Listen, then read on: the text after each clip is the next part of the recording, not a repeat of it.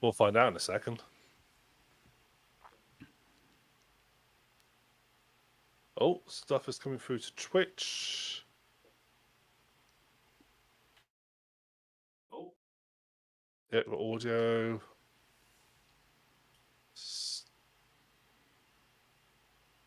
We're gonna get something coming through to YouTube. Yep.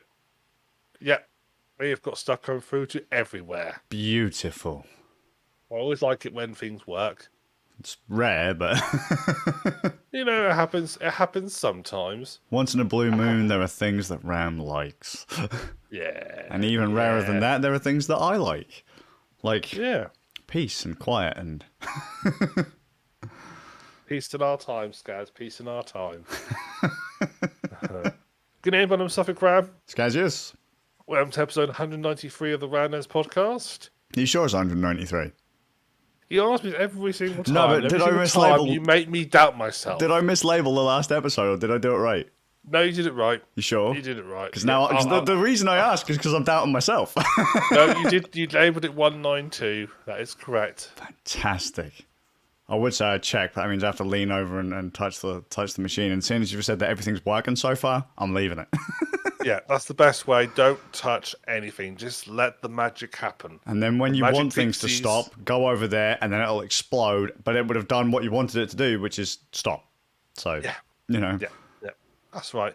The magic pixies are doing their hard work. They're taking the photos, they're running down little wires, and they're taking it to Restream, and Restream are copying them and sending it all on its way. The magic pixies are working overtime at the moment. Let's not disturb them. The magic pixies are working overtime, keeping the magic smoke on the inside. Yeah, it is. It is. There's a children's film to be made out of this. That'd be terrifying. Yeah. The magic pixies and the magic smoke. Magic smoke's great. I mean, once it comes out, it's really hard to get it back in. I've not managed it yet, but there's a very select few places in the world that do magic smoke insertion procedures, mainly located in China, as you can imagine, where they inject the magic smoke into all your electronics. And it's how they make it, no one quite knows. It's rumored it was discovered in the 1920s, the process behind it, but it's been heavily patented. It's like the secret Coke recipe. Oh, there you go. You mean the one that keeps changing? Yeah, the one that keeps changing, but the magic smoke has never changed because nothing else works. That's it, they need it. You can't, if you change the recipe, even by a few, milligrams of one of the chemicals, which we don't know what they are, it doesn't work anymore. So they have to keep it consistent. It's very hard. There's 10 people in the whole world who know how to make magic smoke. And that is exactly why everything now says made in China. That's it. Yeah. Because where else do you get magic smoke? Exactly. It's just... It's where it is, and the artisans who craft it and inject it into the electronics. It's painstaking work. That's why electronics cost so much. Paying the children 1 pence an hour. These people are millions. Mm-hmm. That's why electronics cost so much, because it's such a fine procedure. Too little, too much doesn't work. There you go. That's why you see so much B stock. Yeah. Unfortunately, what happened a couple of years ago, a lot of people make the magic smoke called COVID. Which is what caused the chip shortage. I was going to say. Yeah, that was the reason behind it. They were all ill, so they couldn't mix it properly and do all what needed to be done. 8 of the 10 artisans got COVID. Yeah. Fortunately, they all did survive, we think. We hope. So they say.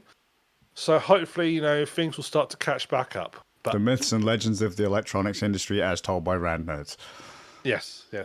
I mean, myths. This is totally true. Well, we can't, because this is like Insider Secrets. So, yes. We've made it all up. That's it.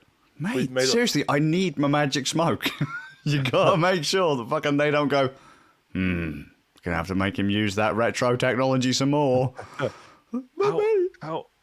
How hard do you think it'd be, Skazz, to try and... Because, let's face it, they managed to convince nut jobs to inject themselves with livestock worm.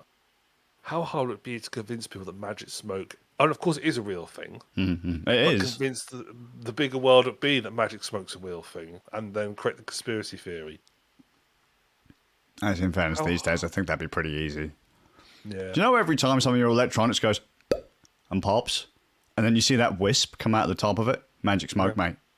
Yep, that is what it is. If you're quick enough, you can sort of wave it back in. it will work again. See, I always thought if you could catch it in a bottle and then send it back to China, they might be able to fix it for you. That's what an RMA process is, right? Is it? Yeah, that's exactly right. Yeah, that's the main process. And if you catch enough magic smoke and you put it in a lamp, you can rub the lamp and magic smoke comes out and grants you free electronic-based wishes. That'd be fantastic. Can I have my Steam Deck now? Can I have my Steam Deck now? Can I have my Steam Deck now? Still hasn't come yet. God damn it. Or you could get some really dodgy lung condition because magic smoke is not pleasant to inhale. Oh no, you mustn't inhale the magic smoke because you're not electronic. It's true. Sometimes you have to check. In the look this way, right? You're not a fish, therefore you mustn't breathe water. No, I like that logic. That is fair. So how is it we detect So that's how we detect like cyborgs and robots and stuff, right? Magic smoke. Right? Yeah, magic smoke. How do we detect the lizard people? Oh well, that's a hard one. You see. What is it that we do for lizards? So what you do is you set up like a big sort of patio area. You set up some sun lamps, and the people who go out there and immediately start sunning themselves in the patio area are the lizard people. Aha. Now. Yeah, that's the way. In case anyone hasn't noticed, we've not got much to talk about this evening. I've had some minor car issues, which I've been dealing with all week. Minor car issues. I wrote my car off. But other than that, it's fine. It's fine. The car's fine. It's gone. The car, he's gone to the great scrapyard in the sky. Well, not yet, but it's going that way. Why are you not planning on buying a new car anyway? Oh, that's great fun. Yeah. But that wasn't due to come until. Oh no, because you said it was going to be June, wasn't it? Because you had to wait. End of June, beginning of July, and I've got the cursed car until they settle the figure, which is going to probably be the next sort of 10 days. Oh mate. Which means I've got about 3 weeks when I have no car, but I need to get a car because I need to get round. 3 things: one, I need to go to the farm, and 2, I need to drive to Sabres and Stansted. So I have to. Yeah. I reckon. You know what this is? This is everything going against Round Nerds 24 Hours, because. Yeah. Zaber's lift to the airport has hurt herself. Your car's just been written off. Yeah. You piece of Illuminati. Oh, yeah, I'm thinking this is a plot to keep the Danish man out of the country. So what you're saying is when I drove to that car park, that post was fine, but someone underneath with a magnet shifted it to the side by 3 inches. Yeah. You didn't see it because you were so busy paying attention to actually getting into the car park. A bunch of geezers ran out of the fucking and just went, and just shunted the side of your car. Yeah. That's how it was. And then in the shock, you looked away, and then they moved it back. Yeah. Or it's just probably a crack team of like pit mechanics, but the reverse, and they just ran out, fuck your car. What and then actually happened was, as I drove to the car park, I did feel a sting on my neck. I got knocked out, and I was just unconscious about 2 hours, while they quickly sort of put the damage in, did it all round. That would be mate. I can actually imagine that happening around here. Yeah, that's what's the Flying Dutchman car park? Fantastic. Yeah, so I've got enough money to buy a banger. So, we won't be going in style to Stansted. Put it that way. Are we going to get there? Whatever I could buy for £600 or so. Let's see. We looked up. I can get myself like an old Fiesta. Oh mate. My mum's got an old Fiesta and the engine's knackered. This one for £600, this will probably be knackered as well. I'm saying, can we get there? For 600 quid, that's starting to sound a bit tight, mate. We might as well just like turn up on. Can we get a train to Stansted? It only needs to make a few hundred miles. That's all it needs to do. It needs to only make a few hundred miles. Less than 1,000 miles. Does this car need to survive with me? Less than the length of the country. The distance is going to not have to worry about is getting bigger and bigger. Less than full circumnavigation of the globe. It's like, Ram, stop trying to big up this little car. It's not going to make it. It will make it. I think I can. It's just got to outdo Dave. Yes. Who's still probably standing there. Still in the train yard. In the train yard. Ah, trains. I did say train. Is there a train to the airport? Must be. There is one. No, there is a shuttle to London, isn't there? Yeah. Do we really want to get on a train to London, though? I don't know. Well, it depends. But you're not staying in London very long, are you? No, but that's not the point. Are you worried that at the day you arrive in London, not Zombie U starts happening? Yeah, pretty much. I mean, every time I go to London, that's what I assume is happening anyway. Any major city, I'm like, look at these fucking zombies. Mm. Goddamn hipsters with their Macs and their fucking posh coffees and... Yep. Hipsters. I've not bought the Mac yet. Yet. Jeez, yet. I've resisted temptation of buying the Mac so far. Good. Good. Well, at least they got rid of the butterfly keyboard, so, you know, I think. Well, there you go. Can't be bad. I think. Oh, I don't know. It's a computer. It works. They're expensive. You hope it work, especially for that money. Well, yeah. But yeah, I mean, it'll have some intrinsic faults that I have to excuse. Of course. Yes. Always yes, like. my screen does explode after a couple of hours of use, but this, it's not really that big a deal in the grand scheme of things. I mean, because when it works, it looks beautiful, right? Yeah. When it works, it looks fantastic. Those 2 hours before it exploded, it was fantastic. There you go. Top notch. Well worth the money. Yeah, exactly.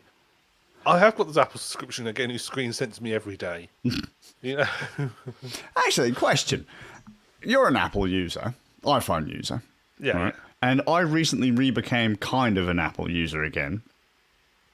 Yes. What the fuck is up with the iPhone's need to cache everything just randomly? Well, you never know when you might need it again.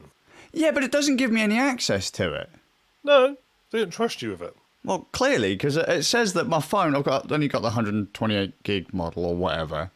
And it's saying there's over 60 odd gigs worth of system files, but this isn't iOS files. What? This is just, yeah. And I was like, what is this? Oh, yeah, don't worry. It's just, caches and other data that the system needs. We'll work through it, though, to figure out what stuff you do and don't need. It's like, but the fucking file size is getting bigger and bigger and bigger, and I'm doing nothing with the phone. It's like, can you stop, please? Because it's getting to the point where I can't use the phone. That is odd. I'm just going to look at my usage. It's under Settings, General, and then it should have an option called iPhone Storage. Yeah, I'm now in it now. Now checking the status. Now doing it nice. So I've got the 256 gigabyte version, of which I have used 133 gigs. Bear in mind, though, I'm the sort of person who very rarely deletes stuff on the phone, so it's been transferred from phone to phone to phone. Mm-hmm. So a lot of the stuff is, a lot of it is, right, let's have a look. So,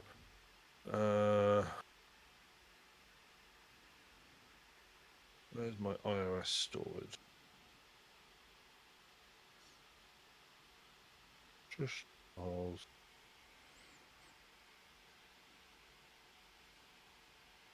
Well, my biggest hog on my phone is podcasts, of which I've got 47 gigabytes of. Jesus Christ.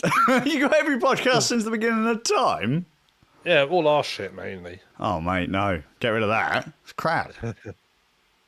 So, iOS 5... Sorry, 5. 5? 15. So fucking hell, mate. He's using 2 gigs of my phone. Do you have the option for... Does it say how much your system caches are? I'm now looking for that. So on mine, I've got 115.2 of 128 gigs used, right? And then it says apps is a small chunk, iOS is a small chunk, media, very small chunk, right? And then there's a couple of other colours here that they're not listed for whatever reason. And then I go all the way down. System data. Go on. Oh, here we go. Okay, so the app, the actual operating system is using 14 gigs. Yep. System data is using 5. 5? Yeah. Right. 79.33 gigabytes system data. Fucking hell. Yeah, it's ridiculous. I've got no idea what the fuck it is. And you know the way you clear it? Either let the system do it or wipe your phone. But I can't imagine. Do you use the? I can't imagine you've got many apps on there. So... No, I don't. So I occasionally fire up Filmic Pro, right? And I'll fire up Filmic Pro. I'll record a piece, like just a couple of seconds or a minute or two, right? And then I will click to share it to iCloud, the iCloud drive, and then delete it from the phone, right? So unless it's caching all of those things that I've ever sent to iCloud Drive, because they're not in iCloud Drive on the phone, nor are they in iCloud Drive anymore, unless it's for some reason caching things I've deleted, I don't know what the fuck it's doing. But you Googled? Yeah, the only thing you can do is either let the system decide when it's fucking done, right? Or wipe the phone. Oh, weird. Yeah, it's fucking stupid. It's absolutely ridiculous. That is excessive. To the point that's like, well, I don't actually really want to use the phone anymore, because if I do, I'm just going to have like a 128 gig phone where 100 gigs of it is going to be system caches that it won't let me clear by myself. There's no menu to actually clear those caches. You can see how much space they're taking up. You just can't clear them.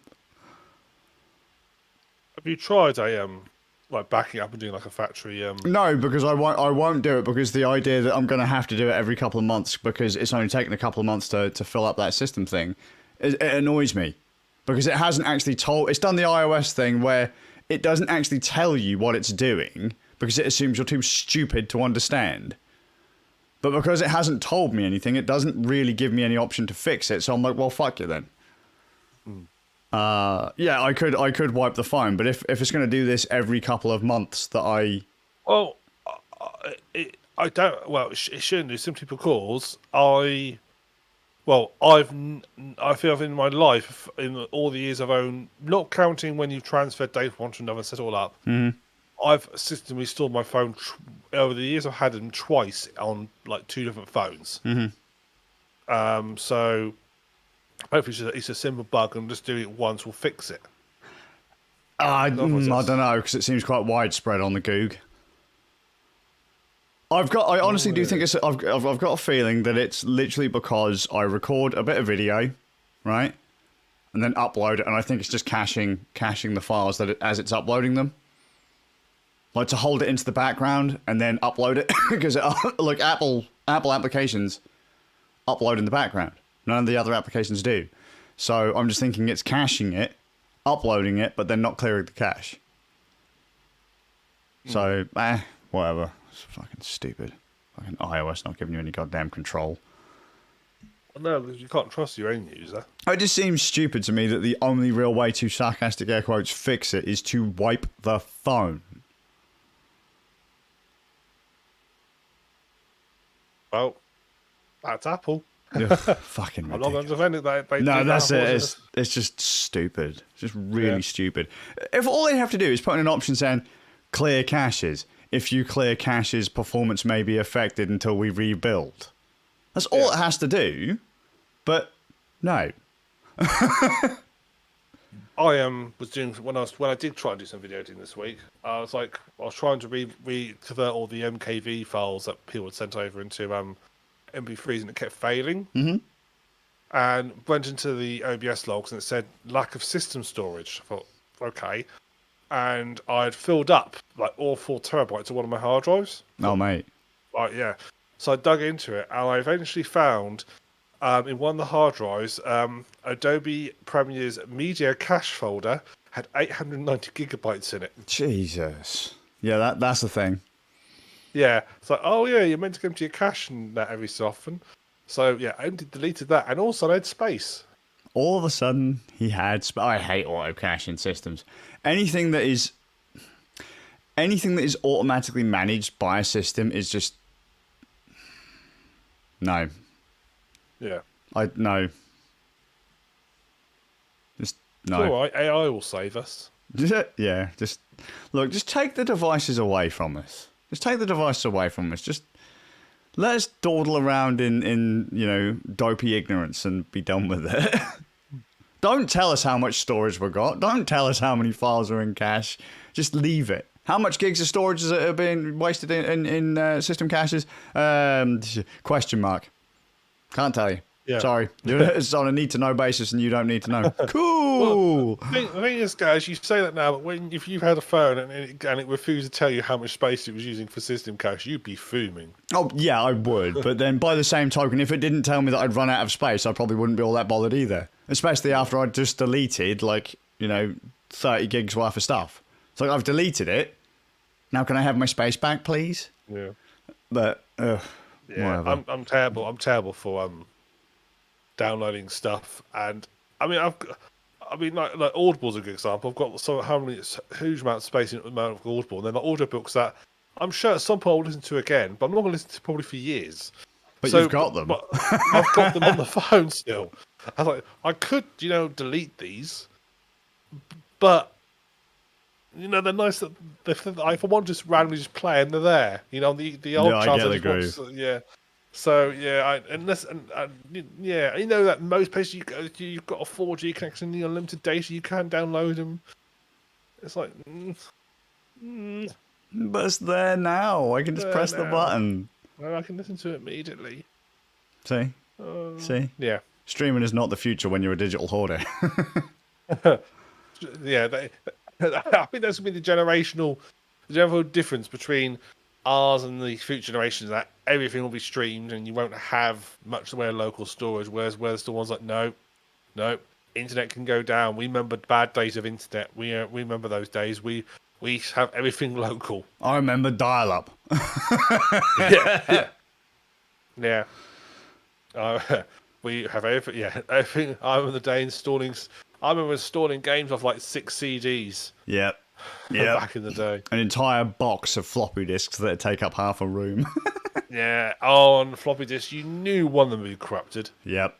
Always Guaranteed. the way. It worked fine last time you tried to play. Yesterday.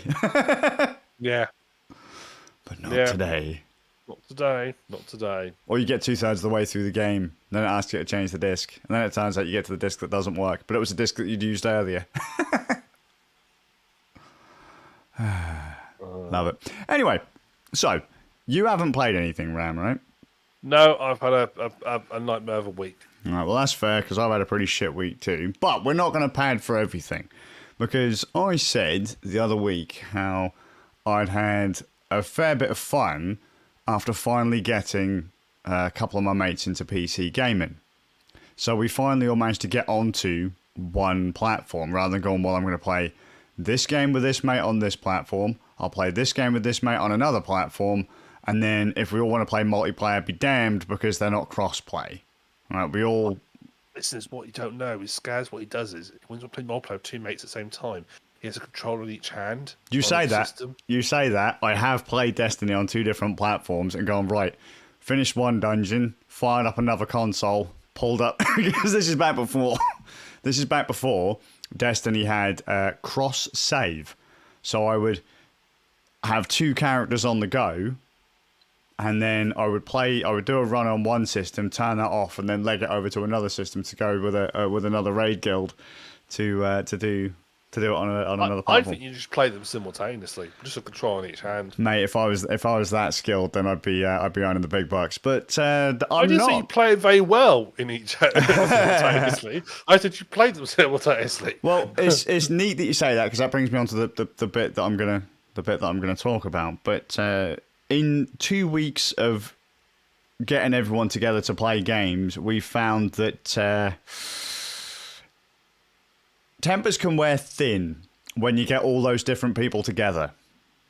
And so I decided that instead of letting people come onto my battlefield and potentially ruin it for me, I will meet them on theirs. Right? So you know how people tend to whine, or they overvalue their contribution to the group, even though they've done absolutely dick fuck all. They haven't actually done anything to warrant the attitude, kind of thing. Like they just assume that turning up gives them the right to bash other people's gameplay or what it is they're doing, right? I figured, right, okay, so I am going to jump into all these other games that I normally wouldn't play, on platforms that I normally wouldn't play, just to prove a point, because I'm a cocky douchebag like that. And so I thought, right, we've got... I don't use Epic Store, so I installed Epic Store. I don't like Activision Blizzard, but fuck me, man, I installed Battle.net. So... If you ever fancy playing that Call of Duty, was it Warzone you put on the Rand Nerds game night list? I think so, yes. I can do that now, because I decided, fuck it. No one else sticks to the guns, so why should I? Let's install all these different launchers, which, by the way, most of them outside of Steam are fucking terrible. But there was this groove going around that just some people were naturally good. And I have this groove of hard work beats talent every day of the week. You know, a lot of the times you pick up a game and you might be okay at it, right? Like, you might be somewhat reasonable, you look like you know what you're doing, but as far as deeper mechanics go, you're a fucking scrub. Like, you're, you know, big fish, small pond kind of thing. Like, oh yeah, mate, I'm well good. I'm like the best in my town. That means absolutely nothing. Or I'm best on this side of the Basquiat Bridge. Means absolutely nothing. Because once you start getting into the bigger leagues, you get fucking put in your place like a scrublet. Trying to tell folks that, like, for example, we were playing Monster Hunter. I was like, the only reason that we're even somewhat proficient at this game is because we've been playing the series since it was out on PlayStation 2. So we don't expect folks who are new to the series to be anywhere near as good as us because we've learnt patterns and stuff over the last couple decades. It's practice. And, you know, pattern recognition, memorizing the way that things move and work and map knowledge and all that kind of thing. And I kept on hearing in this new mega group, right? Oh, I can't do that. It's way too complicated. I'll never be able to do that. I can't do that. Oh my God, I'm just, you know. So have you tried? Well, I tried a couple of times, but I just can't do it. It's like, but you need to practice. Yeah, but you know, I've like I said, I tried it a couple of times and I can't do it, so I'll never be able to do it. So I pulled down all these different launchers, and I pulled down a bunch of games that I knew I was going to be absolutely fucking terrible at. Okay, Counter-Strike, Global Offensive, and note that I'm not a huge Counter-Strike player. I've played a bit of 1.6, I played a bit of Source, but I've not played a huge amount. Valorant. I even played online once. Oh, did you? Well, me and you played a little bit, didn't we? And so well, sort of. Well, so this is part of my thing, because a lot of people are like, well, you can play Quake, and you're a pretty clever. People tend to look at some of the stuff I do in shooters, and they're like, oh, you're actually pretty good. It's like, yeah, I'm all right at arena shooters. You know, I'm all right at, like, Halo and stuff like that. But when you get to slower-paced shooters where you can tap someone in, like, I don't know, 2 or 3 hits, I'm fucking done. You know, I'm used to like high mobility, big damage, map knowledge. You know, it's not that I'm actually good at these games. It's that I have map knowledge, and I imagine that people who have had years and years and years of learning the maps in Counter-Strike would just, you know, they'd do me in a heartbeat. And surprise, they do. They completely fucking curb stomp me in a heartbeat. I have no idea what I'm doing. I downloaded Valorant, which is Riot Games' version, kind of Counter-Strike. It's kind of a Counter-Strike-y, Overwatch-y kind of thing, where it's a hero-based shooter where characters have special abilities, but you have the same kind of penalties as Counter-Strike, where if you get shot a couple of times, you're done. I ended up in the bottom of the scoreboard on a couple of those in the old team matches. Bottom of my team. I have no idea what the fuck I'm doing. No idea about character utility. None of it. No map knowledge. I've got nothing. DOTA. So Dota 2, Defense of the Ancients 2. MOBA by Valve. You can't call it that. It's just Dota 2. Oh yeah, because Defense of the Ancients is the WoW... No, mod. Not WoW mod. The Warcraft 3 mod. Yeah. So that's what it was originally. Defense of the Ancients was a mod for Warcraft 3. So they've literally said you're only allowed to call it Dota 2. Interesting. Yeah, because it's a grey area because they basically remade the entire game. But didn't they have one of the guys that worked on the mod working on the... Yes. Ice Frog, I think is his name. Well, not his real name, obviously. Sure, yeah, okay. Yeah. What's up, Frog? Yeah, I think Ice Frog is his handle. But obviously it was made as a completely standalone game. So they just called it... I think originally it might have been initially announced as Defense of the Ancients 2, but then very quickly just got called Dota 2. It's only known as Dota. It's only referred to as Dota. Sure. Just for legal purposes. Sure. So, I've not played a huge amount of Dota, or even Defense of the Ancients. Okay, I've played a bit of Warcraft 3. I played a few RTS games over the years, so like Red Alert, Warcraft, Starcraft, that kind of thing. But not really my groove. Dota isn't an RTS, it's a MOBA, but well, I'm shit at it. I'm fucking terrible at Dota. Why? Because fucking I have map knowledge, no idea. I have no idea about my role on the board. I have no idea what my character skills are or what they're good for. I have no idea about the upgrade trees to make my character stronger or what I have to do that. I know nothing about maps or utility. I need practice. Then we also went for League of Legends, which is basically Riot Games' version of Dota. In my opinion, of the two... You've just caused an internet war there, Skazz. Yeah. But they they can't deny it. It's the same game. It's based off they're going to be coming at you with the pitchforks. It's totally different. No, it isn't. It's a MOBA based on... Both of them are based... No, okay, so here's the trick. Both of them are based... They're based on Defense of the Ancients, the Warcraft 3 mod. I will say, of the two, I much prefer League. There are differences. There's quite a few differences. But I prefer the way that League has been streamlined versus all of the extra mechanics that are in Dota. So in League, you can teleport back to your base and go to the item shop and get buffs and things for your character. In Dota, you can also summon a courier, like a little flying pet thing. Yeah. And that and then that gives you a whole different set of controls. Because the pet courier thing can be killed on the battlefield. So it'll leave the base to come to you, but if someone gets to it, it's fucking dead. I don't like that mechanic at all. It annoys me, and I find the movement to be a bit too twitchy for my taste. Not a huge amount different there than League, but it does my nut. And plus, if I had to be honest, I kind of prefer the Runeterra League of Legends characters to the Dota ones. But maybe that's just me. But I'm playing both.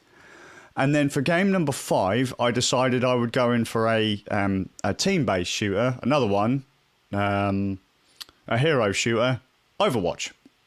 So we went for one from Blizzard. Mainly because on the Overwatch side, it's one of the ones that my mate plays who... He's adamant that you don't learn things over time in games. You're just naturally good at them. Practice isn't going to help any. And so I don't like the game, to be honest with you, or I didn't like the game, to be honest. But I thought, you know what, if I can go in there and be an absolute scrublet and learn the mechanics, learn the maps, learn the character matchups, then my point has been proven that if I can then become somewhat proficient in the game, fantastic. And if I can drag a few people along in the process, then, cool. It's going to shock people, but when they analyse the human genome, there won't be a gene that says good at Overwatch. Believe it or not, you're not born with ability. Enough, humans didn't evolve to play computer games. I know it's shocking. It's weird, isn't it? Yeah, we evolved to shout at the monkey in the tree next door. So that's why places like Reddit and Twitter exist. Exactly. So I agree with you totally, Skazz. What most people put down to skill is simply in-depth familiarity. Yeah. And muscle memory. Yeah. Practice. Yes. And the good players are just putting a huge amount of practice. There is obviously variations in that, and I do think a lot of people have a skill ceiling where people get to a certain stage and they won't get better. Otherwise you wouldn't have the champion and so forth. But most people will get to a very competent level just by playing a game an awful lot. Yep. So it's map knowledge, setup knowledge, character knowledge, weapon knowledge, all that kind of stuff. Yeah, just simple things like knowing how reactive your mouse is. Just knowing how roughly accurate weapons is, knowing how fast, if it's a hit scan weapon, if there's bullet drop, where it's aiming in advance, knowing how other players tend to behave. Yeah. Let's face it, a lot of what I would say, the Quake and UT stuff was basically knowing where another player is going to be, because most weapons move fucking slow. Well, and the characters move so fast, so you had to predict where they were going to be. You're basically trigonometry. Yeah. You're good at trigonometry. But it's been interesting, because I also wanted to kind of... I wouldn't say I've had like a natural gift in games, but when you watch a film and then you watch another film, you see the familiar tropes coming up and you start to predict things. You start to predict patterns. And that's what I said to people. It's like the reason that people think I've actually got any skill in any of these games is because I've played games of a similar style for years, and some of those skills have transferred over. If you've played Tekken Tekken has barely changed its mechanics in 7 games. It's added a few in, but for the most part, any moves that you've learned from old Tekken will transfer into the new Tekken. It's not quite like Street Fighter where they change up the mechanics every version of the game. So, you know, there's not a huge amount of transfer. So I purposely picked out games where people couldn't go, oh yeah, but you're really good at this kind of game. I just picked out shit that I knew I was terrible at just to prove a point. Here's where I've started. I'm really crap. Look, I'm at the bottom of the scoreboard. I'm not getting angry about it. I'm practicing. I'm admitting that I don't have any map knowledge or skills in this particular area. Like I said, Valorant. I played Valorant. I have been absolutely fucking destroyed in Valorant. Yesterday, I think I got killed in every match other than 2, and I only managed to get 2 kills.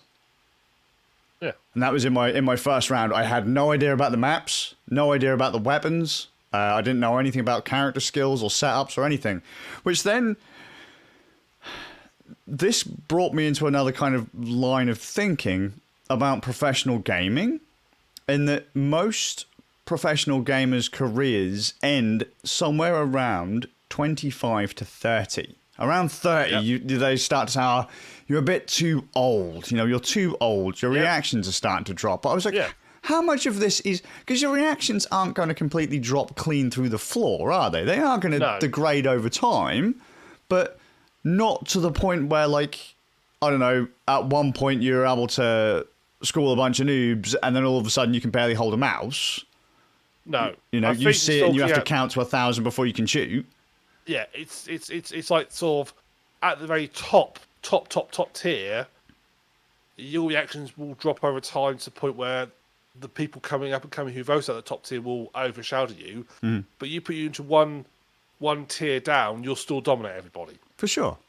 That's what I saw the edge. But then I wondered, I was like, well, realistically, is it all? Because you can't put it all down to reaction time. Because as you said yourself, well, practice plays a big factor into that. Map experience, setup knowledge, like knowing where players are going to go, predicting where they're going to move. As an older player, chances are you're going to have a lot more knowledge of setups. Right? So surely that would counter any degradation in reaction time, to a point. To a point, because I think when it comes to playing games and knowledge, it's not a perfectly linear angle up. It's like it starts off fairly level, then it's suddenly you start to get a bit of knowledge, and then also you gain knowledge very quickly and rapidly. But then as time it sort of tees off, and you get sort of to a peak where the knowledge eases off. Mm-hmm. So to a point, there will come to a point where this is going to help because people can't see this because it's an audio. But if there was to be a lovely graph on the screen, most pro players at the top of that curve, which levels are leveling off. It's an S curve. There's a little bit of knowledge to be had, but you've all sort of got to that stage. But like I say, you go down one tier, you're actually looking down tier, but your knowledge is still going to put you way above the vast majority of people. For sure, but that was kind of my point, realistically, that because you've got all that extra experience, because even though your reactions have dulled a bit, they haven't fallen through the floor, but like you know what sound effects are made when a character, say, moving to your left. You know if they're to your left. Like, let's say, for example, you're playing Dust 2, and you're like, oh, yeah, well, I know roughly where if he's coming from the left and I'm stood here, I know roughly what he could be planning on doing because there's only a set number of scenarios. Or, it's a bit different for shooters, but, like, in MOBAs, I couldn't imagine reaction times playing a huge part in that. Yeah, I'd agree with that. I know that people are going to jump up and down and say, "Oh yeah, but if your APM ain't very great, very good, or whatever, you're going to be really shitty." Or same with like StarCraft and that, but StarCraft's a different kind of game entirely. Yeah. Whereas in shooters, sorry,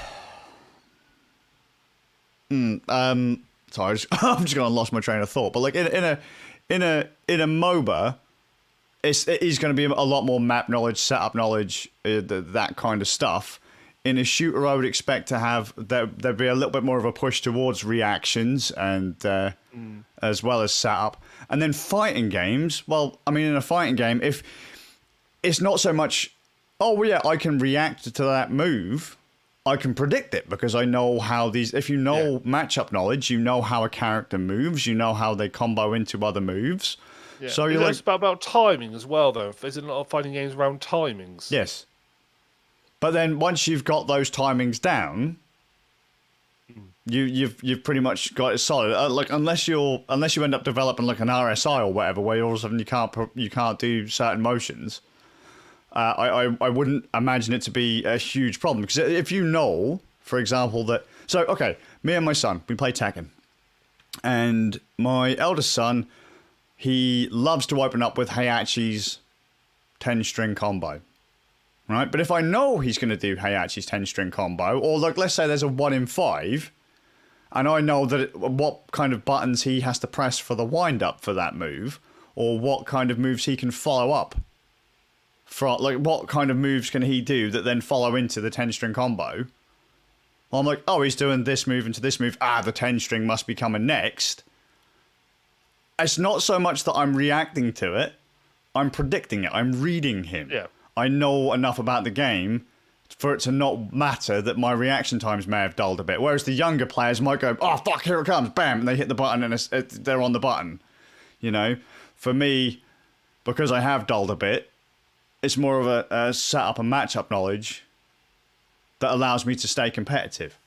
Yeah. I was just curious what you thought about that subject. Do you honestly think there's a hard ceiling for... Like, do you think that age is that big of a factor?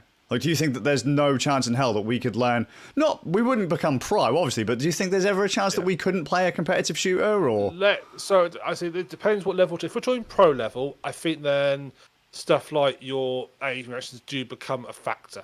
Because everybody is going... Most people on pro level are going to have a hell of a lot of experience. You know, they're going to have the map knowledge. They're going to have a lot of... You're not getting many... There aren't very often where a pro player has been playing the game for 3 hours and now a pro player. No, they've got 100. If we disregard the pro players, it's like saying comparing your local five-a-side team to Premier League stuff. Let's disregard the pro players out there at all. Let's just look at the average. I believe that most people, and they're always really sort of like, you know, and your overall ability is a pie chart of lots of factors playing in together. But if we're talking like sort of like what's all the mid tier, I think most people, if you put enough time on something, you'll get reasonably good into the mid tier, or even sort of the high. You know, it's not sort of not the same pro level. Let's say we've got scrub level, mid tier, and pro level. That's how I'm separating this out. And obviously, mid tier is a big range. I think, even if you're into your 40s, 50s, 60s, or however old you are, with enough practice and time and dedication, you will get good at that level. Where it becomes competitive is everybody else is in that same boat as you. When you're comparing to other people doing the same things, then it's all the nuances. But I think you're right. I think a lot of factors. I mean, you're saying about sort of shooters and stuff. Well, if you've got someone who's got really good reactions, but you're up against someone who knows the map like the back of their hand, they'll probably run rings wrong. They'll know, oh, players often do this. Players often do that. Then new players often go this way. So you can get the drop on you and so forth. It's almost guerrilla tactics. Yeah. So that's what it is. I think we need to disregard the pro level stuff because that is just on a separate level. But that's fringe stuff, isn't it? Yes, that's like, that is a small percentage of the whole community. You know, you got to imagine if there's any, if a team is 5 players and there's like 10 teams per country, and then think about how many people are playing that game. Woo-hoo! Yeah. And how many people are good enough to even get into the tryouts for those? You're looking the cream of the cream of the cream of the cream. So they are going to run rings around anybody pretty much, unless they're similar tier to them. That's the same as any sport, whatever it is. So yeah, I think most people can get to a fairly high level. In non-pro level, amateur. There you go. Amateur people think it's a bad thing. It's not. It means you're not getting paid to do it. Yeah. So in amateur league, whatever it is, you can get there. I mean, let's take something like DOTA. If you pick a character and focus on a character and perfect that character and learn how they play inside and out, you'll probably do better than someone who just jumps around between characters, and also you'll then get the drop at other people, and you'll learn how other tactics work. So there are ways and means around it. So that's why I pretty much agree with what you're saying. I think obviously there is a certain degree of you have to have some. I think there is some degree of natural skill does play into that pie, but not to the bigger part some people think. Because there's lots of skills in life. I mean, I'm shit at. I can't draw or paint to save my life. I've tried. I've never got any better at it. I've just accepted that's not my forte. My sister's got all the artistic things, and she's good at that. But vice versa, she can't get her head round anything to do with, logic and basically anything programming. She can't get her head round. Sure. Can't. Different skills because they basically come to different mindsets. An analytical mindset rather than a creative mindset. So, I do think there is a certain degree of where your natural skills lie in that pie chart, but I don't think it's the person who said that was it Overwatch? He said that basically it's all based on natural skill, nothing to do with knowledge. I think it's absolute bullshit. Well, they're saying it about pretty much every game. If let's say for example they go for a combo in a fighting game and they drop it after 5 attempts, so I can't do it. So, there's a lot. It's taken a lot of these pros make it look easy, but they've spent hundreds, thousands of hours. That just sounds to me as an excuse. I'm not bad. I just ain't got the natural skill for it. Sure. I would. Isn't there a Sun Tzu quote something about but you should be? Was it so? It's bad. It was Jackie Chan. There's a quote something like, I fear the person who has practiced one move 1,000 times than the person who knows 1,000 moves. I've completely butchered that quote. I will try and find. I get the groove. I get the groove that you're on about. Yeah. That you'd rather perfect one. Yeah. Than dilute your skill set with a bunch of stuff that you're probably fucking terrible at. Yeah. Focus on one thing and get very good at that, rather than trying to be a master at everything. Sure. Because even if you look at these like pro teams and stuff, where you look at when they're playing like casual, you tend to find that certain players are better at certain play styles. Oh yeah, for sure. Like you'll have your hard snipers, your riflers. Yeah. Well, look at your Rose. You probably find that certain people tend to always gravitate towards being the tank, or the support, or the DPS. These people tend to gravitate towards these skills. That's what they're most comfortable doing, and also that's what their transferable skill is. If you're good tanking at one game, you're probably going to be a good tank in another game. There's probably exceptions to the rule, but so I think it is in there somewhere. So the hardest part is when you play something, and there is some degree of instant gratification in this world these days where we're used to sort of getting satisfied immediately with something. Yeah. So if you play something a few times and you just get blown away every single time, it is very hard to just keep going. Sure. And perhaps when we grow up, when there were less easy access to games, you had to go physically buy a game and you install it and you had to save and so forth. Whereas now you can buy 10,000 games for 99 pence on Steam, and you can have access to this. Or if you're not good, so you can instantly switch to something else. Yeah. Whereas back in the day, you might sort of spend money on Quake and you're just going to play Quake or UT or Halo. You had to make do with the games you had in your shoebox. Exactly, and you would get good at them because it's all you really had to play. Yeah. So you're good at them in that regard. So, yeah, I'd say 99% I agree with what you're saying. If I would actually say, I feel agree with totally what you're saying. Actually, see, I agree that stuff like I do agree that reactions are going to play a part, but like as you say, it's a pie chart, and kind of depending on your play style is going to and the genre, obviously, is going to dictate how important that is. Yeah. And as you say, if you do have map knowledge and the other person doesn't have map knowledge, even if they do have quick flick reaction times, you can probably still steamroll them because you've got a rough idea of what they're going to do and when they're going to do it. Yeah. Their reactions aren't going to save them, but then your map knowledge might not save you in a direct one-on-one when they're quicker off the bat. There's always going to be, there are so many variables. In an open room, you'll had it, but if like you see them, you go, right, I'm just going to leg around this corner here turn here, and there's a little cul-de-sac here, which most people don't know about. Oh, here he comes, walk one around, oh, I'll shoot him in the back of the head. Type, sort of, as a just completely made-up example. Yeah. It's practice, practice. And hard work beats talent every single day. And the reason I say that is really because anyone who is talented, often when you find that the talented they hit that ceiling and they start losing, they crumble. Yeah. Because they don't know what to do. They expected it just to carry them to the top. But there's, as you say, there's that kind of that curve, and the amount of knowledge you pick up quickly is there's quite a chunk of it, and then it's that cream that's right at the top. It's a lot harder to attain. Yeah. So your talent might get you to the top of the top of it before you start getting to the cream. Yeah. And then when you get hard shut down, you either have to accept that you're not as good as you thought you were, and you need more practice, or you stop entirely and move on to something else. Yeah. Let's look at a recent example. Well, this applies more to me and Zaber recently because you played a lot more than us. Let's look at Demio. Our first game of Demio, obviously you knew Demio quite well. You know Demio, you've played Demio for a lot more hours than me and Zaber had, so you knew it inside out really, compared to us. We struggled like hell. We were sort of like on the ropes for most of that level. We got to the last stage. We got better as time went on, but we got to the last stage, by the skin of our teeth, really.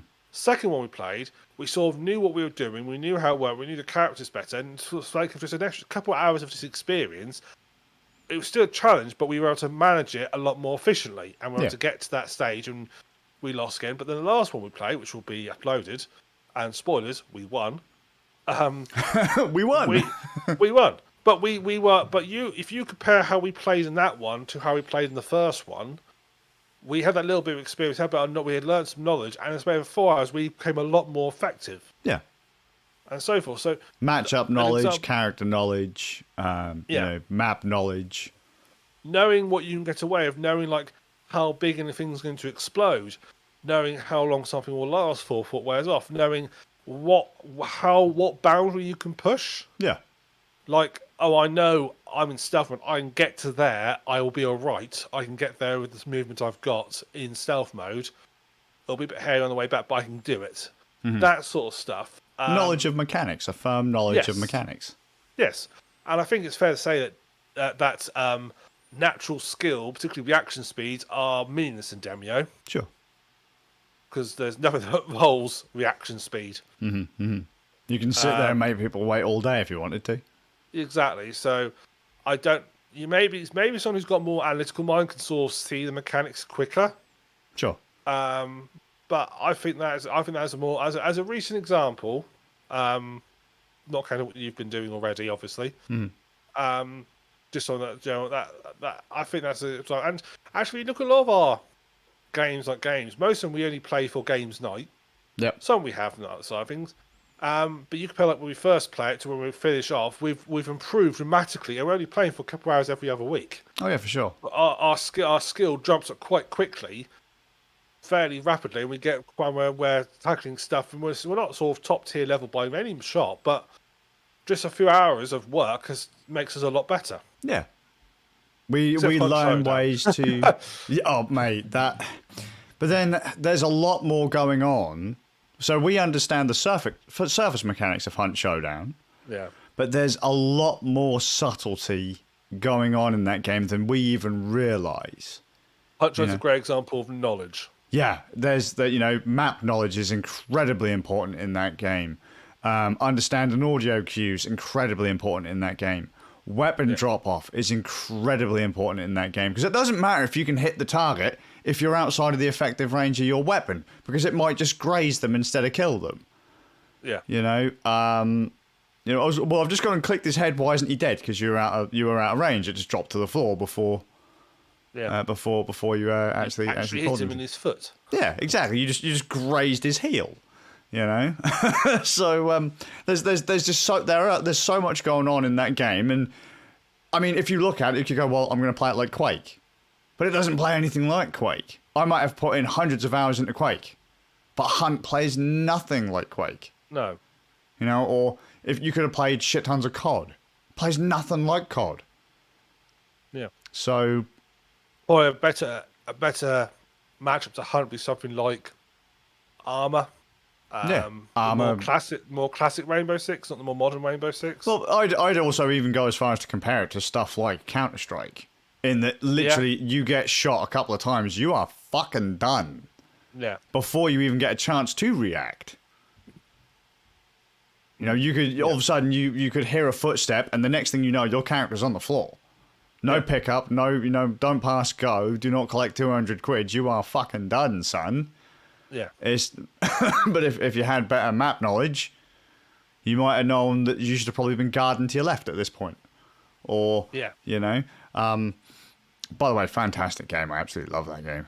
Still love that game. It's got to be one of my favourite games of the last few years. Mm-hmm. I'm fucking terrible at it. Outright terrible at it. It was actually Hunt Showdown that kind of started to show me how rusty and useless my Quake skills were. You know, it's like it just doesn't it doesn't translate because of all of the extra mechanics in play. And because I don't know the subtleties of those mechanics, I can't coast by on what came before it. Yeah. No, you're not wrong. Not wrong. But yeah. Just trying to basically convince people that, you know, not everyone is naturally talented, and that, you know, if you work hard enough at it, if you want to, you can become decent at it. You know, you might not ever become the best, but at least you'll be able to play and have fun. And if you win, great. And if you lose, you'll hopefully be proficient enough to the point that you know where you fucked up, rather than going, this game's just really cheap and I can't do it. It's like, I probably shouldn't have done that. Or, oh, shit, I dropped that button on that combo in that fighting game. I should have probably done it a fraction of a second sooner or whatever. You know? This is all stuff that you learn. This is all stuff that you practice. It's not something... You don't automatically pick up a fight stick and become, you know, the Evo world champion, you know? And likewise, you know, just because you have a fancy HOTAS joystick doesn't mean going to make you an amazing... what's that combat flight game called? I played it last year. That's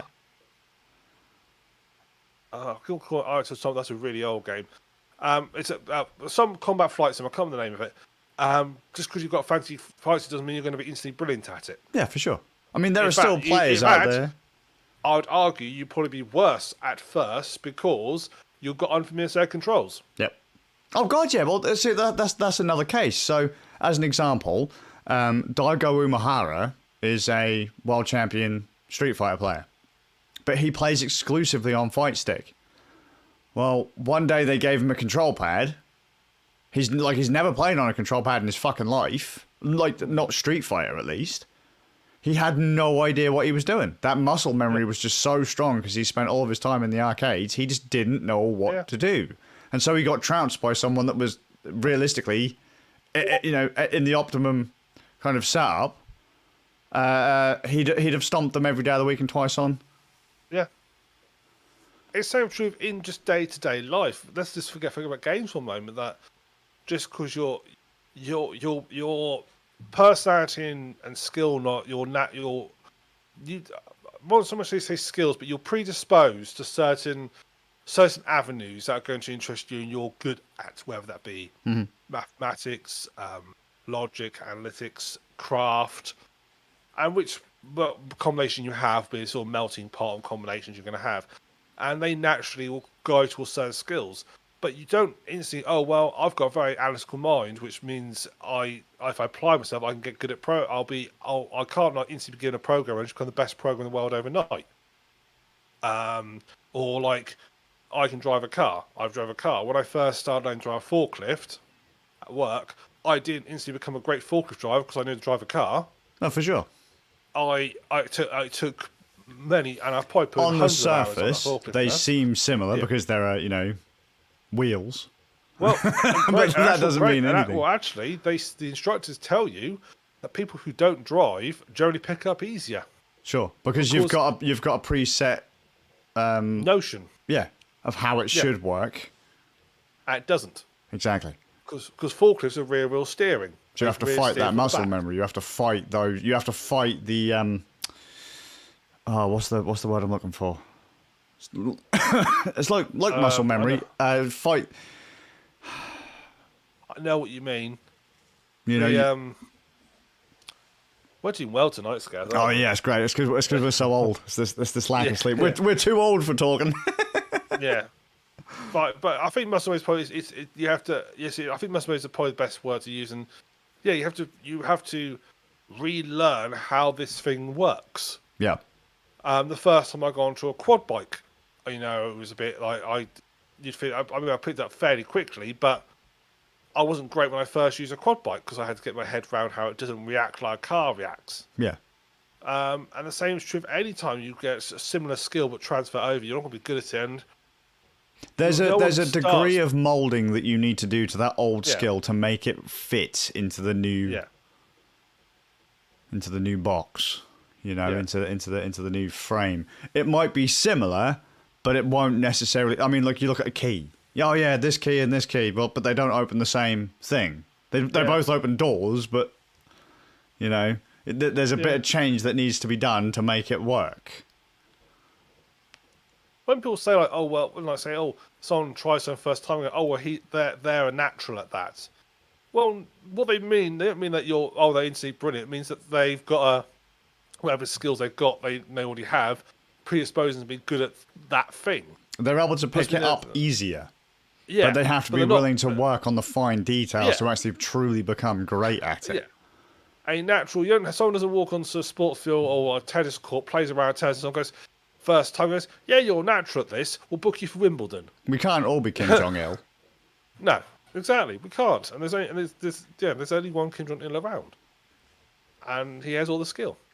So, I mean, no athlete if you go to any sports ground or any chess tournament or any other tournament, you say to people, just a curiosity, is this your first time?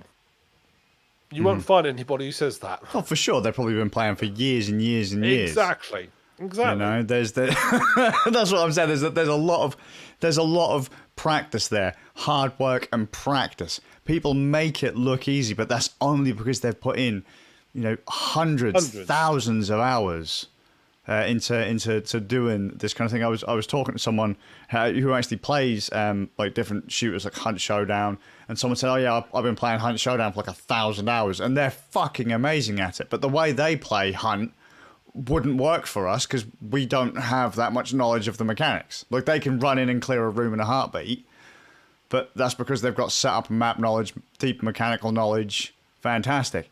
So another person who'd put in 500 to 1,000 hours into Call of Duty multiplayer, and I mean their aim is ungodly. You think, oh my god, they are a natural talent, and then they go, no, I just played the game a lot. Yeah. To the point that like it's the game is almost an extension of myself. I know how my character moves when I do this and this and this with the mouse. I know exactly where I'm going to be when I flick the mouse from this distance to this distance, minus acceleration. Yeah, there is the, and this is, and I might say something that's not quite true, but it's roughly true. Okay. There's this rule they say when it comes to become a master at any skill, you have to put in approximately 10,000 hours to become a master at any skill. It's not totally true. It's just that's a nice round number. Yeah, sure. In some cases it's lower than that. Some cases it's higher than that. But the general gist is the same. You don't know. You have to put an awful lot of effort in to get to fantastic master level. Yeah. 10,000 hours is a lot of time. Oh yeah, for sure. Of course. Of course. Something. So it's So yeah, I totally disagree with your friend. Yeah, for sure. It infuriates me. Yeah. Absolutely infuriates me. It's like because by that knowledge, let's go into another field. You could say, well, what about streaming and audio production? Well, that would mean that only people with massive amounts of equipment ever make it to the top. But that's not true. No. There are some people out there who literally use a 40 quid headset mic. I keep using him as an example. Recently, his name's Tyler. Tyler1, or League of Legends Tyler1 on Twitch. Right? He literally, from what I understand, pretty much just plays League. And his stream setup is a cheap web camera and a £40 headset, and he'll comfortably pull in thousands of viewers every single stream. That's got nothing to do with his equipment. His personality carries him through. That's what I was going to say. I've got thousands of pounds worth of equipment that I've used for loads of other jobs, but that doesn't mean that I get thousands of viewers, because I'm an obnoxious twat. So I was waiting for you to say, because I've got a shit personality. I was waiting for you to say, it, you know. There's like you're not going to be able to make it in everything, and it's not always about gear, as you said with the HOTAS and stuff. Just because you've got the fancy HOTAS doesn't mean that you're going to be fantastic at it. Or going into instruments, you could be a complete novice, and I could hand you a 30 grand guitar. Doesn't mean you're going to be able to play it. But if I hand, let's say the 10,000 hour master, if I hand him a shit 50 quid guitar, even if it's set up badly, he'll make something sound decent, or she'll make something sound decent. Yeah. Because because they know how to get the best out of it. They've experienced enough to go, well, the action's a bit high, so I'll have to play like this, or well, that's a bit sticky, I'll have to do this or that. And or they'll have the ear to tune it by ear. Yeah, they'll be able to compensate. Or if something goes wrong, they can go, well, I can do this to mitigate that issue, you know?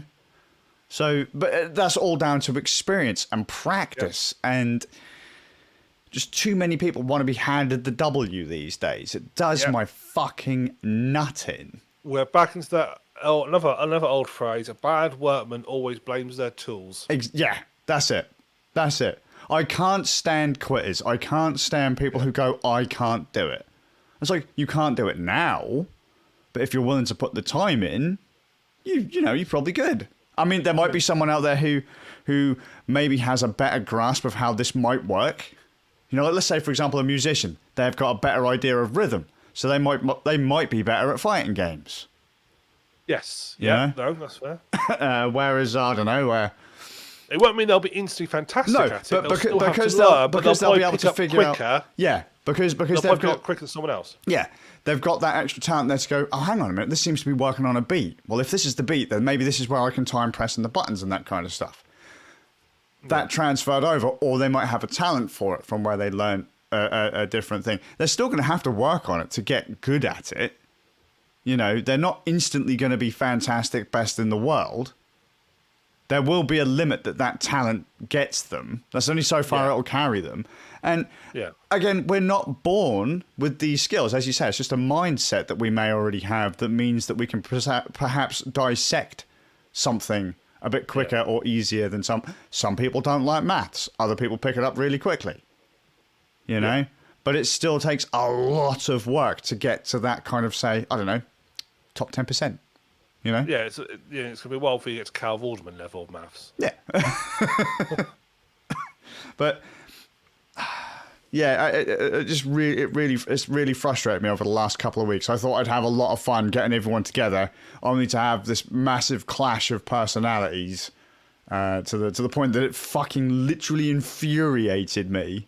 And I was like, or am I going to let this ruin my fun, or are we going to have to find something else to do? Like, are we going to have to all jump in and play a game that they like? To kind of like, they've had the most experience in it. Let's jump into their game. Let them feel like they're the best for a while, and then see if we can learn and outpace them or carry them or whatever, just to prove a point. You're not born with these skills. You're not born knowing everything that you're ever going to know. And I think another as well is how, another skill you have to learn is the ability to, once you've done something and you've failed at it, to stand yourself up, brush yourself down, and do it again. Yeah. If you can't admit to the mistake, if you can't admit to the fault, you'll never move forwards. Yeah. And I personally, and it's something that I do have to power through, I'm very good at if I can't get my head around something after a few hours trying, I will just have to force myself to keep going. Because I will just say, oh, I can't. Part of me wants to go, I just can't do it. Sure. You know that not to be true, but yeah, I mean, certain things I have just come to accept that I've put lots of effort trying to understand. I've just accepted that I won't get my head on this, but then I looked in actual facts. It'll be something like to use a game engine. There's these things, and I'll pronounce the name very wrong here, called Quaternions. And it's a way to it's a better way to describe rotation. And all modern game engines use it. It's basically, whereas most people think rotation is X, Y, Z, Quaternions have this extra one called coup. It's coup. And it's an extra figure, and I sort of know what it means, but I've never quite got my head around it. And I've read loads, I've watched loads, I've fiddled with it loads. I still cannot quite get my head around it, and that isn't through lack of trying. I have tried to get it. I mean, one day it'll just suddenly click. Yeah. But I accept that is probably, but then you look at actually, a lot of people struggle with it because it's quite a strange concept. But I'm sure people out there who do it once and instantly know it. Yeah, because to them that'll seem kind of obvious. They'll go, so that's that and that, that's that and that. Yeah. Oh, okay, so that's how this works. It's like, oh, okay, fair enough. But they'll still have to put in some work to actually get it to work. To actually build something out of that knowledge.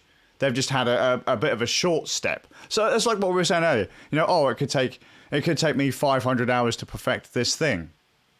But then it could take, I don't know, let's say for example something that you're good at. You could have spent 500 hours learning it. It might take me 1,000 hours. Or it might take me 750. The amount of time you need to practice isn't guaranteed from person to person.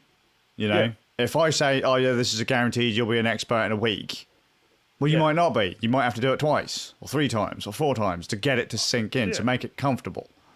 And just take the flip side of my Quaternion example. Last time we were here, I spoke how I started teaching myself, CSS and the world runs on it, unfortunately. I know. I know. That's why I hate it so much. I started teaching myself it, and I've very impressive. I've picked up very quickly.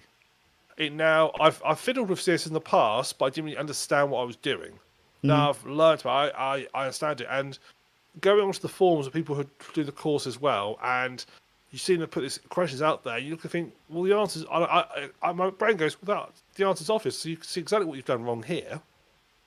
And so the flip side of that, and that I put down to the fact that simply I've got experience in other programming. And for sure. Knowing how things cascade, and it's all about. There's a bit about inheritance, and they don't call it that exactly, but things tend to inherit and cascade down. Hence, cascading style sheets. So for me, from that other skill knowledge I had, I've put that very quickly. So when you initially looked at CSS, you were like, oh fuck, I don't get this. Then you start tweaking with other programming languages, like you already knew how to program. You start learning a few other bits. A bit more practice. You go back to CSS and you're like, oh, hang on a minute. Yeah. Oh, now I get it. What made CSS work for me was I did a course, and the person puts what I'd seen into context. So whereas before, I was the equivalent of me before opening up an engine and pushing and fiddling things and noticing sometimes when I fiddle something wanted to happen, like the engine revved or something. Yeah, for sure. And going, that must be the thing that makes the engine rev. This equivalent of someone saying, well, okay, well, that bit there is the accelerator. That's your fuel pump system here. That's the injectors.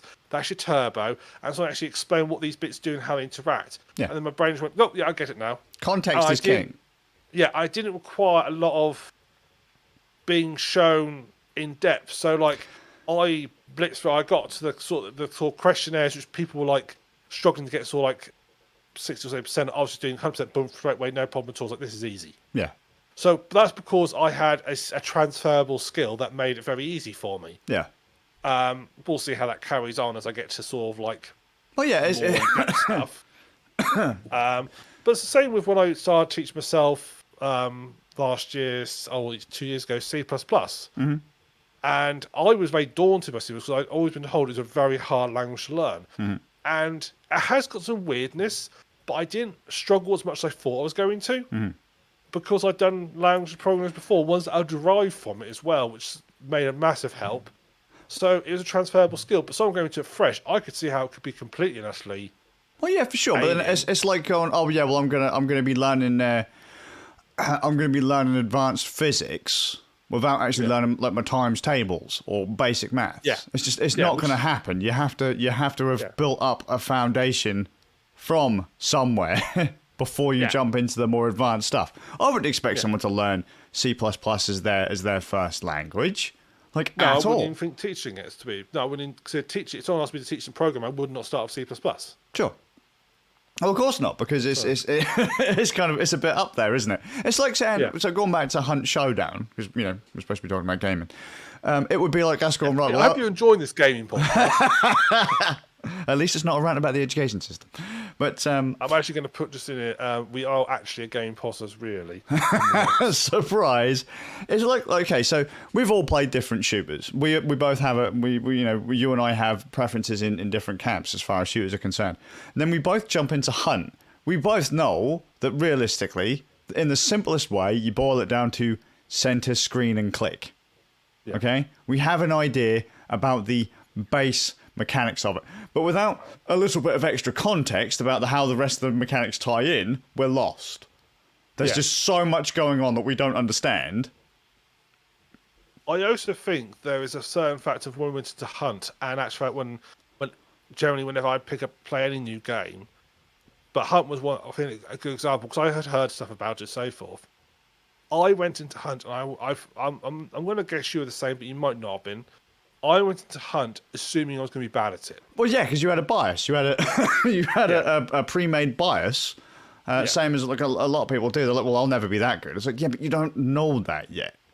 But the difference was, by assuming that, when I then died, it didn't really bother me. Sure. Because I thought I was going to be bad anyway.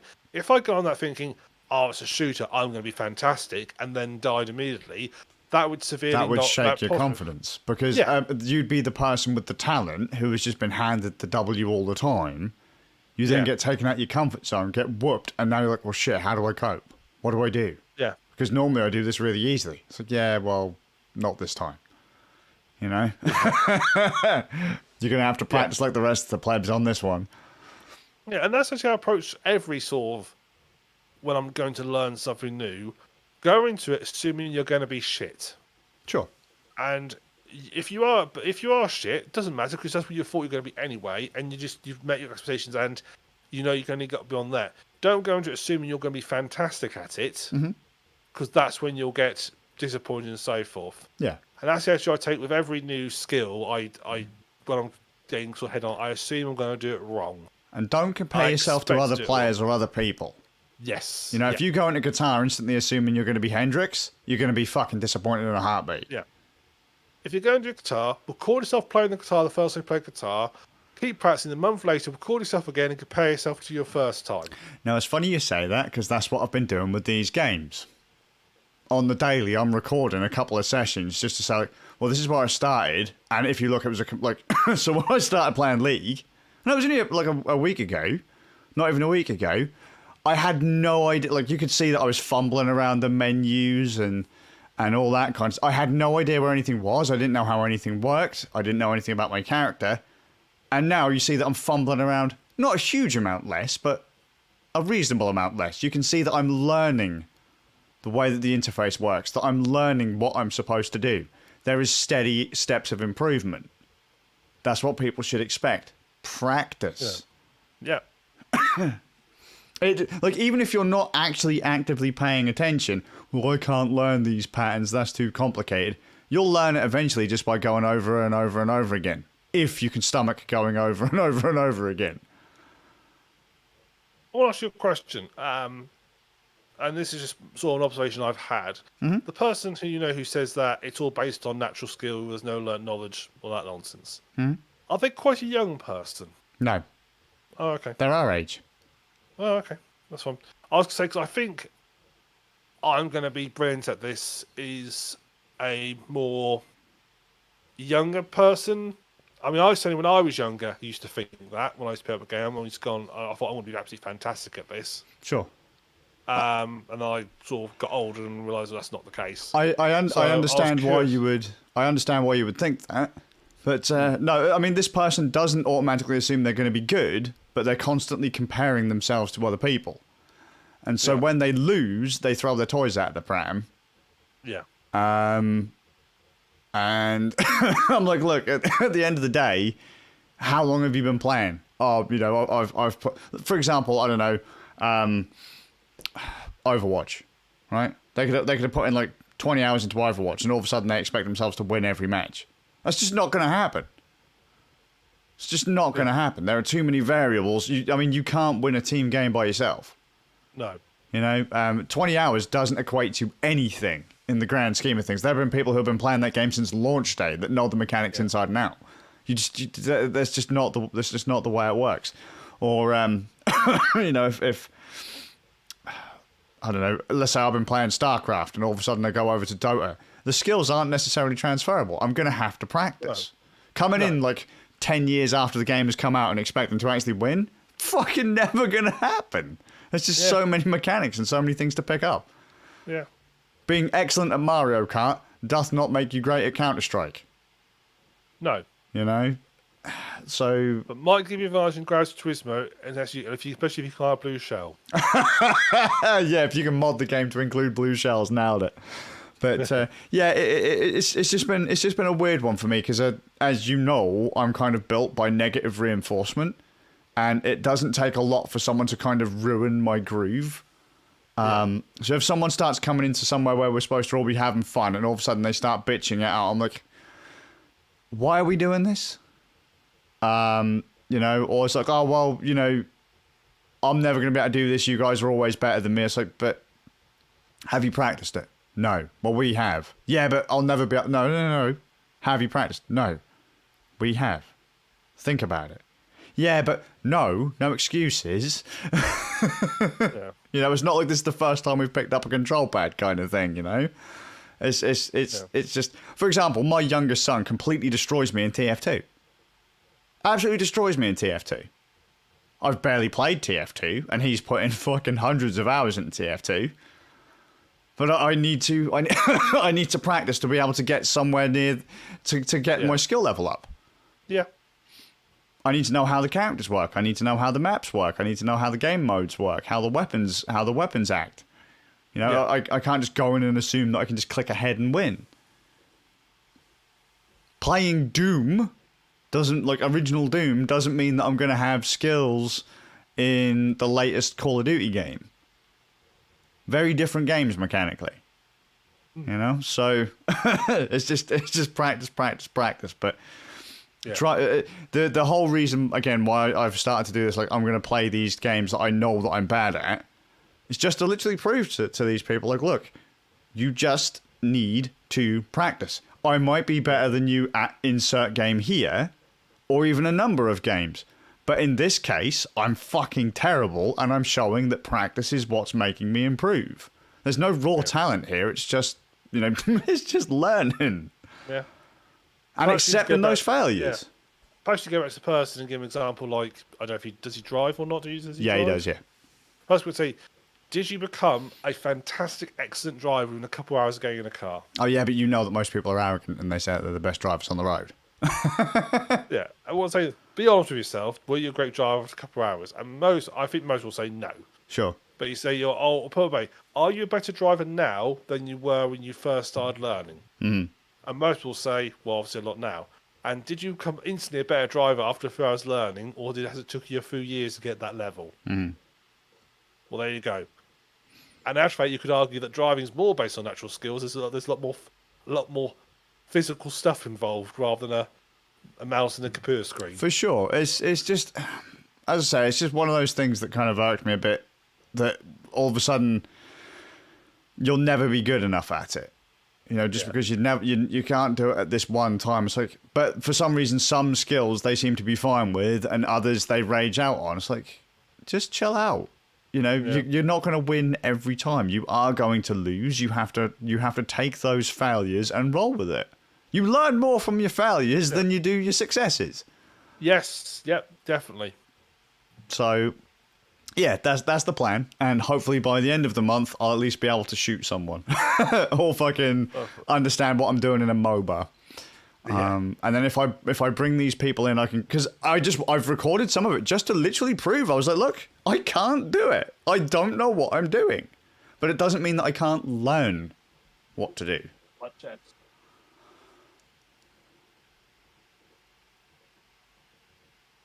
Sorry, chair failure. Anyone watching this just see me disappear out the screen. See, good times. Good times. Yeah, practice. Practice. That's basically the last what we've basically come to the conclusion. The last hour and 25 minutes is practice. That's what I've been telling my kids ever since they were born. You ain't going to instantly be good at something, but if you practice, if you want to be good at it or somewhat decent at it, just practice. Eventually things will click, whether you realize you're learning or not. So just through repetition that you develop muscle memory and you start to figure out the patterns and, do that enough and things just start to fit. I agree totally. There you go. There we go. So when are we going to get you into Dota? Because you said you were going to watch the International, or you have watched the International. I have watched it a while back. I haven't watched it recently, in the recent years. I'll get. Perhaps we should put Dota on the list for games night. Tutorial's interesting. I'm not a huge fan of the tutorial, but they've done a lot of work on that tutorial. I have been told by people who play Dota and who play League of Legends that the Dota community is better than the League community. I'd say they're both toxic as hell. League's a lot more toxic than Dota. That's what I've been told. I disagree. I think they are both equally as bad as each other. Yeah. They are really, really bad. However, I would say that the tutorial in Dota is much more fleshed out, kind of. There's a lot more meat to it. So, like, I don't know, Dota will give you, like, I don't know, 32 different practice missions that you can do to learn the game mechanics. League of Legends goes, 4. Go for it. Yeah. But again, those are subtleties and things that you'll learn through playing, Well, I think Dota does 3-3-3, so perhaps we should put it onto games like list. I was going to say, does it? I think it's a free for Dota does. I think you can. I think they might actually have a couple of bot modes. I think League of Legends also has a bot mode. I just think it would be interesting for us to see how we feel to a lot of these games. I would also say that now that I've got the Battle.net installer going, if you wanted to play that Call of Duty game, you'd be more than welcome to. Albeit we will probably be fucking murdered in seconds flat. I suppose 3-3-3 in League, but not in Dota. All right. I wouldn't recommend doing ranked or anything anyway. I'd just probably say let's just fuck about and do. I mean, I don't actually think you can do ranked until you get to level 30. One thing I will say about Dota and League, just off the top. Oh, and even Valorant. That there are certain things you don't actually unlock until you get to a certain level. Like, so like you have to get experience by winning matches and stuff or taking part in matches. But then depending on if you've played like XYZ amount of time, the character that you start with may not play the same way once you unlock a bunch of extra stuff. So like there are some characters, like when I was playing League, it's like, oh yeah, you unlock this ability at level 7. And I was like, wait, account level 7 or character level 7? Wait, what? So what you're saying is if I play this game a lot, all of a sudden my character will have even more utility that I'll have to relearn. Yeah. Like, oh yeah, we recommend that for this character you have this skill, this skill, this skill. By the way, this skill doesn't unlock until you've had your ass handed to you about 50 times. So. Oh, okay, fair that. I was like, all right, I'll do that then. It's just it's just really weird. It's like I was doing the League tutorial, and the character setup in the first tutorial is different to how it is when you actually launch the game. And I was like, oh, hang on a minute, where's that skill gone?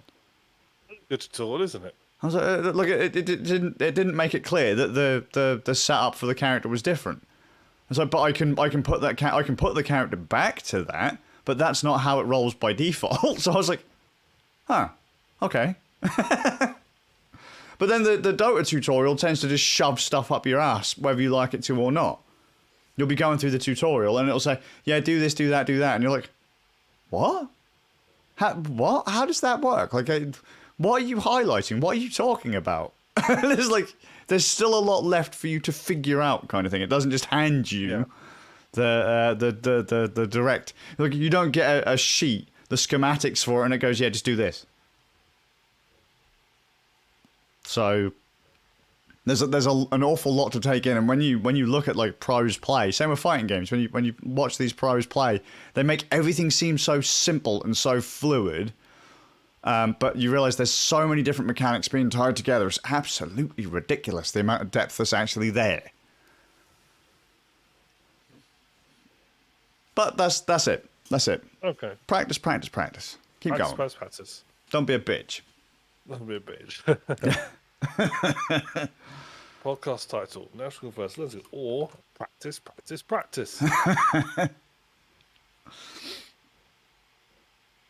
But it has been humbling. The fact that I've had to like go, oh shit, I am literally at the bottom of my team's board. Like I'm at the bottom. I'm usually pretty good at this kind of stuff. Not today, I ain't. So why ain't I any good? And then you start going through and fixing the fixing. Anyway, I think that covers the podcast, Ram. Unless there's anything more from you. Nope, that is well. As I said, there's no. So, I hope you've really enjoyed this gaming podcast and listened to what we've been discussing about games and games we've been playing, that sort of stuff. We hope you enjoyed that.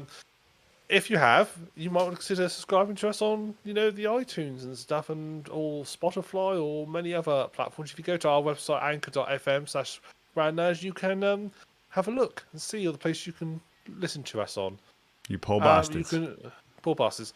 We shall be on again on the 18th of June 2022 at 21:30 at GMT +1. You can join us here on YouTube or on twitch.tv/brandnerds. You can also check out our games night, which is going to be on the 7th of June. This is just Tuesday. And it's live. If you're into the audio recording, you missed it. Sorry. And you can check me out on twitch.tv/the Suffolk Ram. And twitch.tv/Skazz, SK4ZZI0US. And until we see you in the next podcast, thank you for watching, and we'll see you later. See you guys. Bye.